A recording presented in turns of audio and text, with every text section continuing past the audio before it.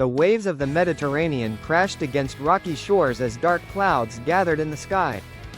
Below, an ancient map unfolded across time, revealing the vast expanse of the sea and the two rising superpowers vying for dominance, Rome and Carthage. Between them lay the key to power, a single island at the heart of their struggle, Sicily. Two civilizations, each destined for greatness, now stood on the brink of war. Act 1. The war begins in Rome. The grand halls of the Senate echoed with heated debate. Powerful men, draped in crimson togas, gestured wildly as they spoke. Carthage controls the seas, a senator bellowed. If we allow them to dominate Sicily, Rome will never expand beyond Italy. We must act, now. Murmurs of agreement rippled through the chamber. Across the sea, a similar discussion unfolded within the walls of Carthage's Grand Council. Their leaders, battle-hardened and wise, sat around a great wooden table, a map of the Mediterranean spread before them. Rome is landbound, one official scoffed, tracing his fingers over Italy's rugged terrain.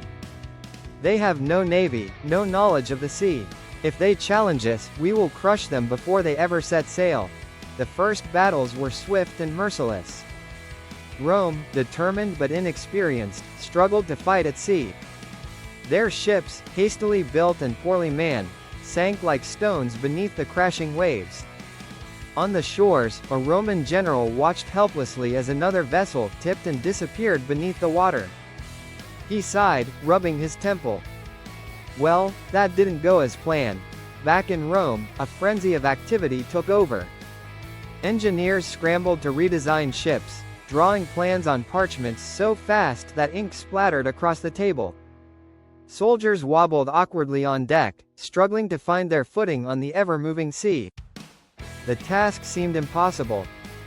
But Rome never surrendered to impossibility. Act 2. Rome's ingenious solution. The shipyards of Rome roared with the sounds of construction. Wooden planks hammered into place. Fires burned through the night as craftsmen labored tirelessly. And in the midst of it all, a new invention took shape, the Corvus. A simple, yet brilliant contraption.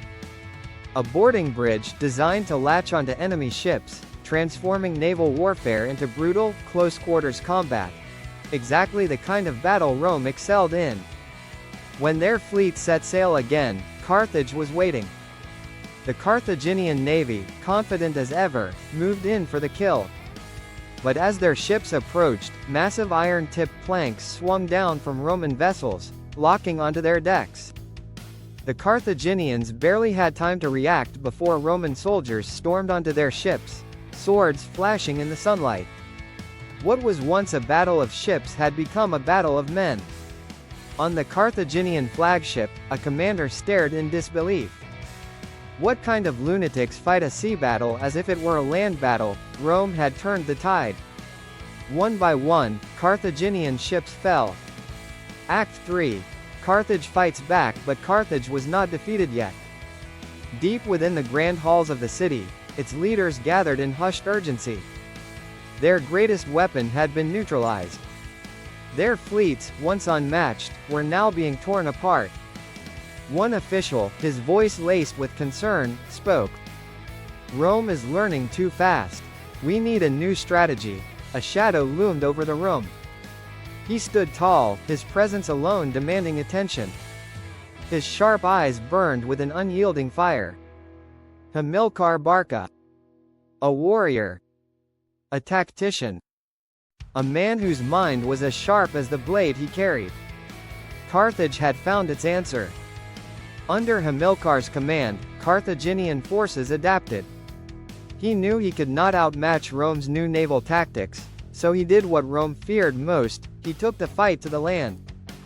From the hills and forests of Sicily, his forces struck like ghosts, launching ambushes, setting traps, burning supplies. Roman soldiers, once confident in their victories, now whispered his name in fear. In the midst of battle, a young Roman soldier gripped his sword, his breath shaky. It's like he knows our every move, but Rome had something greater than skill: relentless determination. Act 4. The final blow. Hamilcar's victories slowed Rome, but they did not stop it. Back in the Roman shipyards, hammers struck wood once more. Another fleet. When the news reached Carthage, a battle-worn commander threw his hands in the air, exasperated. "You're joking. They built another fleet?" The final battle came with fire and fury. The sea churned with the wreckage of ships, the cries of dying men lost in the roar of war. Rome, battered but unyielding, pushed forward, their determination unbreakable. And then, at last, Carthage surrendered. Hamilcar Barca returned home, his shoulders heavy, his fists clenched in rage. His city had been humiliated, forced to pay the price of defeat. But as he stood before the burning embers of Carthage's pride, his mind was not on the loss. It was on the future. Act 5. A father's promise. A small shadow approached him, standing silently beside him. A boy, no more than 9 years old, his dark eyes filled with something beyond his years. Hamilcar knelt before his son, resting a firm hand on his shoulder. His voice was low, steady, filled with a promise that time itself would not erase. "One day, my son, we will have our revenge." The boy turned his gaze to the horizon, where the sun sank behind the sea that had once carried Rome's victory. A single name burned in the air around him. Hannibal Barca. The next war had already begun. As the screen fades to black, a single line of text appears: smiley face, to be continued. The rise of Hannibal.